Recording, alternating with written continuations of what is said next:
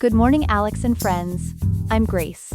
Today is Wednesday, January 15th, 2025, and you're listening to Alex's News.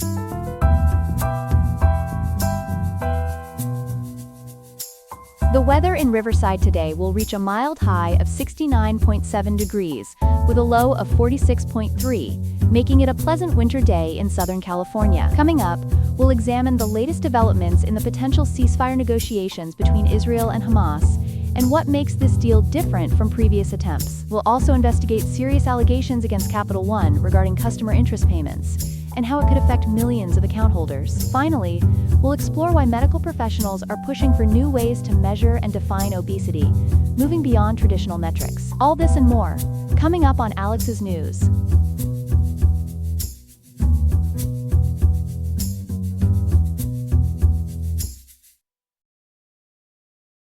We begin this morning with a potentially significant breakthrough in the Middle East peace process. Joining us now with details about a new draft ceasefire agreement between Israel and Hamas is our diplomatic correspondent Ethan Parker. Ethan, what can you tell us about this developing story? Grace, according to CBS News, negotiators have reached what they're calling a framework agreement in principle. This is a three-phase plan that could mark a turning point in the ongoing conflict. Can you break down what these phases would look like? The first phase, which Time magazine reports would last 42 days, focuses on the most vulnerable hostages. It calls for the release of 33 Israeli hostages, specifically women, children, and those over 50 years old. In exchange, Israel would release 30 Palestinian prisoners for each hostage freed. That's quite a significant exchange ratio. What else would this first phase involve? During this initial phase, we'd see Israeli forces withdraw from central Gaza, allowing UN aid groups to resume operations and begin crucial infrastructure reconstruction. This is particularly critical, given the humanitarian crisis we're seeing there. And what about the subsequent phases? According to NDTV's reporting, the second phase would address the remaining male hostages and see a complete withdrawal of Israeli forces from Gaza, along with more prisoner releases. The third phase is perhaps the most comprehensive. It includes the exchange of deceased hostages and prisoners' bodies, and importantly, a 3 to 5 year reconstruction plan for Gaza under international supervision. Who are the key players involved in these negotiations? The talks are taking place in Doha, with mediators from the US, Qatar, and Egypt playing crucial roles. Brett McGurk, President Biden's Middle East advisor, and Steve Witkoff, who's been designated as the incoming administration's special envoy, are both actively involved in these discussions. What are the main obstacles to implementing this agreement? Well, Grace, there are several significant challenges. Hamas still holds approximately 100 hostages from the October 7, 2023 attack. There are ongoing disagreements about the specifics of hostage and prisoner exchanges, questions about the IDF withdrawal timeline, and broader concerns about whether any ceasefire can be maintained long-term. It's worth noting that previous ceasefire attempts in late 2023 and early 2024 failed to hold. Thank you for that comprehensive update, Ethan. We'll continue to follow this developing story throughout the morning. In financial news this morning, a major lawsuit has been filed against one of the nation's largest banks. Here with more details is our financial correspondent, Chloe Bennett. Chloe, what can you tell us about this case? Grace, the Consumer Financial Protection Bureau filed a significant lawsuit against Capital One yesterday, alleging the bank effectively cheated its customers out of more than $2 billion in interest payments through what they're calling deceptive practices with their savings accounts. What specific practices is the CFPB pointing to in this lawsuit? According to the CFPB's filing, Capital One kept interest rates for their 360 savings accounts frozen at around 0.30% for nearly 4 years, from December 2020 through August 2024. This happened while national interest rates were rising significantly. But here's where it gets interesting.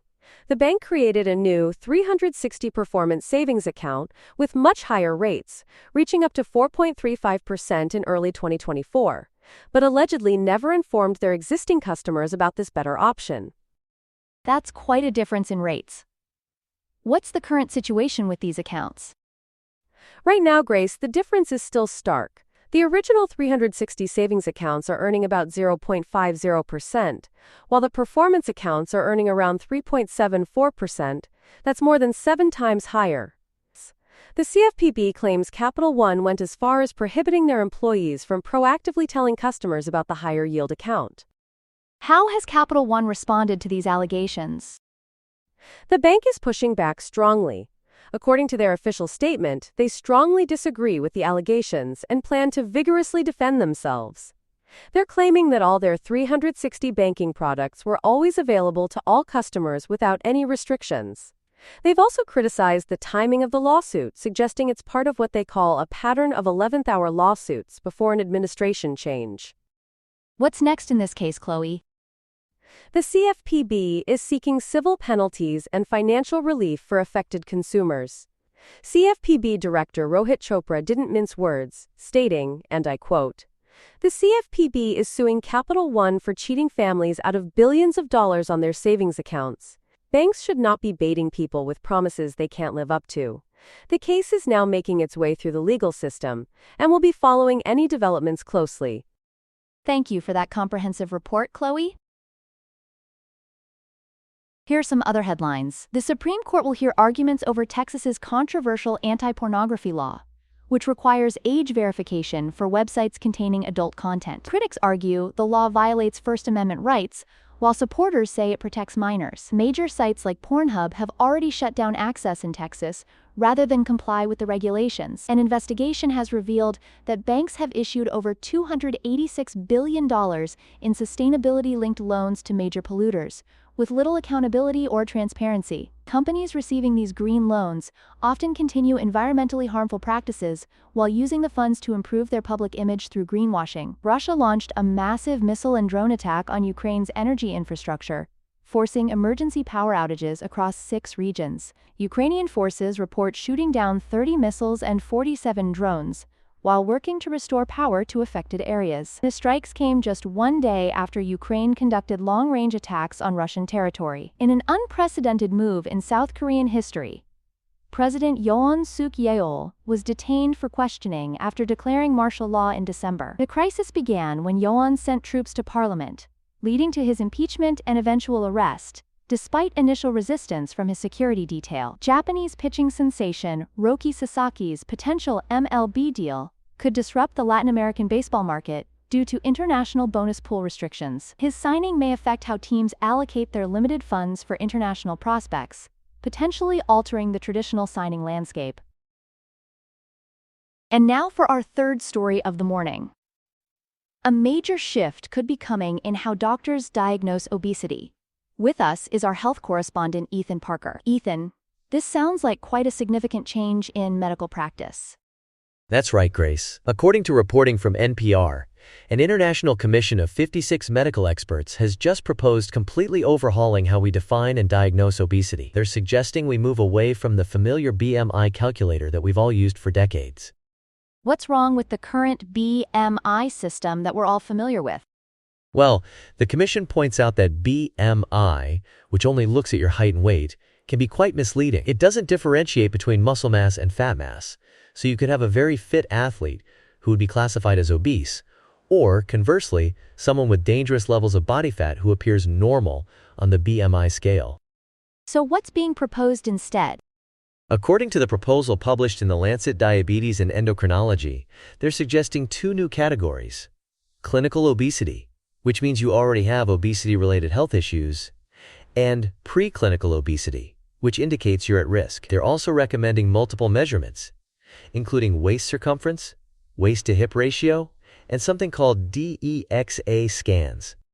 Tell us more about these DEXA scans. Are they readily available? That's actually one of the big challenges, Grace. KGOU News reports that while DEXA scans are very accurate at measuring body composition, they're not easily accessible. They cost between $200 and $500 per scan, and only about 12% of the U.S. population has access to these machines. The equipment itself costs hospitals between $45,000 and $80,000 for new units. This seems like a massive undertaking. What's driving this push for change? The numbers are quite striking. According to the Commission's findings, over 1 billion people worldwide live with obesity, and the economic impact is projected to exceed $4 trillion by 2035. The proposal has gained significant support, with more than 75 medical organizations globally endorsing these changes. Thank you for breaking this down for us, Ethan. We'll certainly be following this story as it develops. That's all we have for now. Today's episode was made by Alexander King with Claude Sonnet 3.5, the Perplexity API, and the Google Cloud Text-to-Speech API. I hope you have a great day. I'll see you tomorrow, Alex.